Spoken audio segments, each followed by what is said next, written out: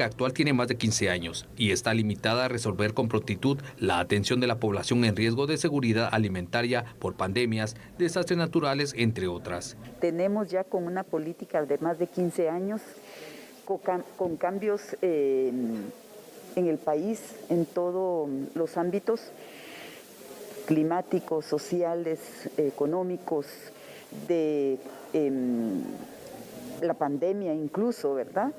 Que se hace necesario que la política pueda dársele ese nuevo aire, esos nuevos enfoques, esa nueva actualidad y que podamos tener amarrado al Plan Nacional de Desarrollo CATUM 2032 una nueva política que se ajuste hacia esos nuevos desafíos. Asimismo, la FAO recomienda que se incluya en el nuevo proyecto el tema migratorio y cambio climático. Es fundamental tener un enfoque amplio. Creo que la política, como bien se ha mencionado en el foro previo, nace en el 2005, cuando las necesidades y las urgencias que el país presentaba eran distintos. Algunos se han mantenido hasta estos días, eso hay que reconocerlo, pero también se han ido incorporando otros desafíos como cambio climático, migración, empleo juvenil. Yo creo que tenemos que partir de una base, ¿no? Y esa línea basal nos tiene que indicar lo siguiente, Sandy. 15 años, del 2005 al 2021, bueno, ya casi 16 años, en los cuales no se ha modificado esta política de seguridad alimentaria. Yo creo, sin lugar a dudas, que esto tuvo que haberse dado antes, pero bueno, es el momento de hacerlo, porque si algo no hay, entre otras cosas, es seguridad alimentaria. Hay condiciones climáticas, somos uno de los 10 países más vulnerables a esa condición, y el año pasado tuvimos la pandemia, en la cual todavía continuamos y que eso afecta también, y por supuesto los fenómenos naturales como ETA y como IOTA.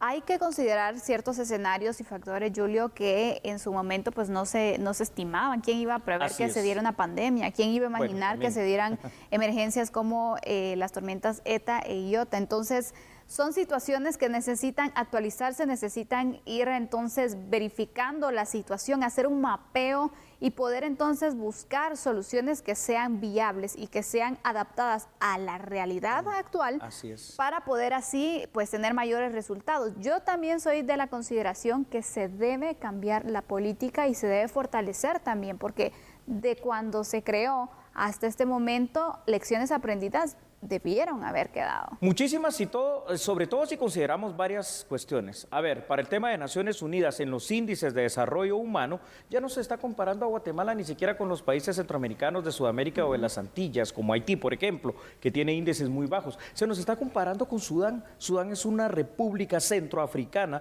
que de los países con menor desarrollo en el mundo. Y esto es alarmante porque en el tema alimentario, vaya si no, Guatemala es el segundo país en Latinoamérica con un mayor índice de desnutrición infantil crónica, por ejemplo. Solo esto debe alarmarnos de una manera tremenda, por lo cual y por lo tanto yo creo que es oportunísimo este cambio, esta reforma, esta actualización de la política. Así es. ¿Qué te parece si vamos con datos?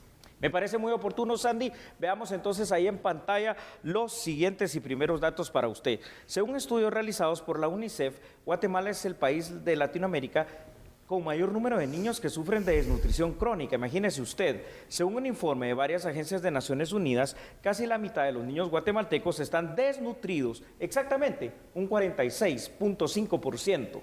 Entre los niños indígenas de las zonas rurales, el problema es mucho más grave, afecta al 61% de esta población.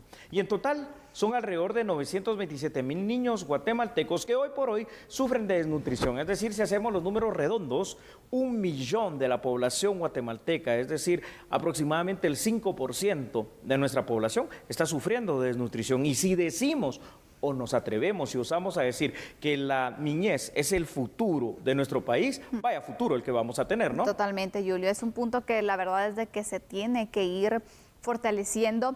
Y cuando pensamos en una nueva política o en la modificación, fortalecimiento de la misma, ¿qué puntos crees tú que han quedado pues débiles y que necesitan fortalecerse o qué puntos quedaron en el olvido y que deben incluirse? Hay muchas cosas fundamentales.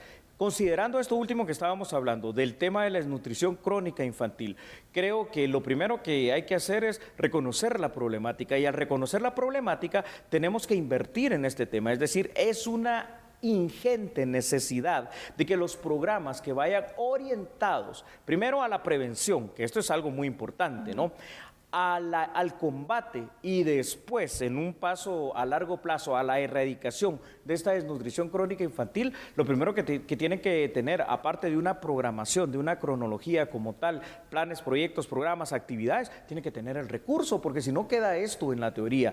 Otra de las cosas importantes, Sandy, es ver de qué manera se puede asegurar, por ejemplo, primero que los niños en edad escolar vayan a la escuela, ya cuando se retome la normalidad, pero que en la escuela, en el colegio, en donde sea, también se les pueda garantizar el tema de la refacción escolar, que tiene que ser parte de esto. Pero esto no es suficiente, se tiene que continuar con el programa que ya está implementado por el Ministerio de Salud, en el cual se les otorga por cada uno de los niños estas bolsas alimentarias. Tampoco hemos tomado en consideración lo siguiente: Guatemala, en unos años, en la forma en que vamos, lo que es el corredor seco se va a convertir prácticamente en un desierto, y si no hacemos algo, lo único que va a aumentar es la desnutrición crónica infantil y la mortalidad. Por eso es que tenemos que pensar entre estos factores también, Sandy. Definitivamente, Julio.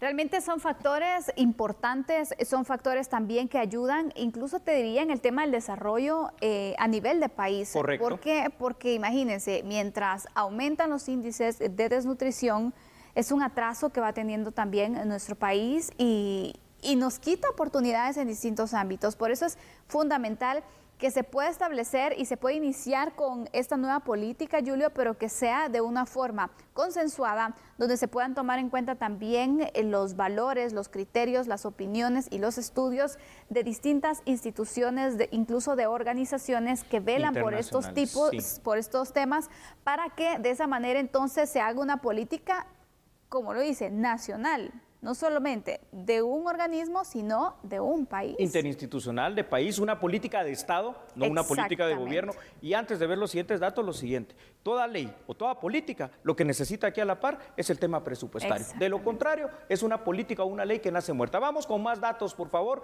y ahí los tiene usted en su pantalla. Escuche, por favor, lo siguiente. Sandy, la situación de Guatemala se vuelve aún más dramática al compararla a la situación mundial. El porcentaje de niños guatemaltecos con desnutrición crónica es similar, imagínate tú, al de algunos países africanos y asiáticos afectados en este momento por crisis, por guerras internas, y nosotros que supuestamente estamos en época de paz, estamos a esos niveles. Alarmante también es que a pesar de los esfuerzos realizados por el Estado guatemalteco, estamos dentro de los países latinoamericanos como uno de los peores, con crisis sociales de tal magnitud que nos comparan con Venezuela, que nos comparan con Haití. Esta es una situación dramática. Esto compromete definitivamente de una forma severa el futuro de nuestros niños, pues su desarrollo, Sandy, difícilmente alcanzará los niveles medianamente óptimos, porque un niño que nace ya desde que es concebido en una madre desnutrida y que viene ya con esa situación de desnutrición, aunque logre rescatarlo, aunque logres nutrirlo, va a ser muy complicado el hecho que logre alcanzar toda aquella potencialidad y capacidad que pudo haber tenido, y de esa manera también estamos comprometiendo la potencialidad y capacidad que pudo haber tenido nuestro país como tal. Contrario a combatirlo, esto va aumentando, así que esta política debe cambiar, mejorar y ser distinta, porque no está funcionando. No, Julio, no se ven los resultados entonces que se esperan, pero se puede hacer algo. Así es. Estamos todavía a tiempo. Yo quiero retomar el punto que planteabas, y es el tema de la ejecución de esta política. Correcto. Porque creo que también para que esta política sea viable, sea desarrollable, se necesita de la voluntad de distintos sectores.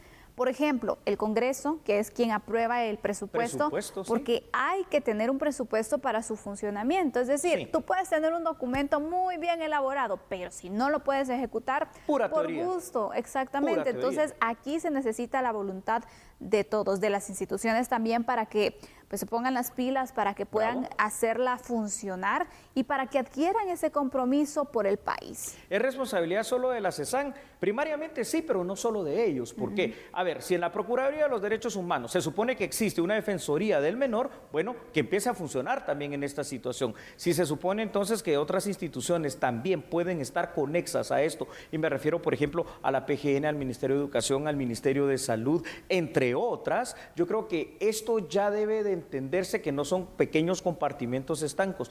Todos los ejes en una política deben de ser transversales, debe de tocarse esto en los distintos ministerios, instituciones y secretarías. ¿Por qué? Porque hasta un ministerio, fíjate el que te voy a mencionar, el Ministerio de Cultura y Deportes, uno dice, ¿y en qué puede participar en esto? Claro, es que puede fomentar muchas actividades que al final de cuentas vayan orientados hacia este propósito. El Ministerio de Trabajo, el de Economía también, hay que hacerlo de manera integral. Así es, buena conclusión entonces. Vamos a hacer una pausa con esta información final. Regresamos hablando de un tema que también es preocupante y es que retomamos la problemática de las caravanas de migrantes. Pero en esta ocasión, Julio, por lo visto se está organizando una caravana que no solamente involucra a hondureños. Ya le daremos más detalles. ¡Wow! Algo como un fenómeno transnacional, ¿me quieres decir? Entonces usted, por favor, no cambie porque en breve regresamos. Recuerde que a esta hora aquí en TN23 nosotros somos a la medida.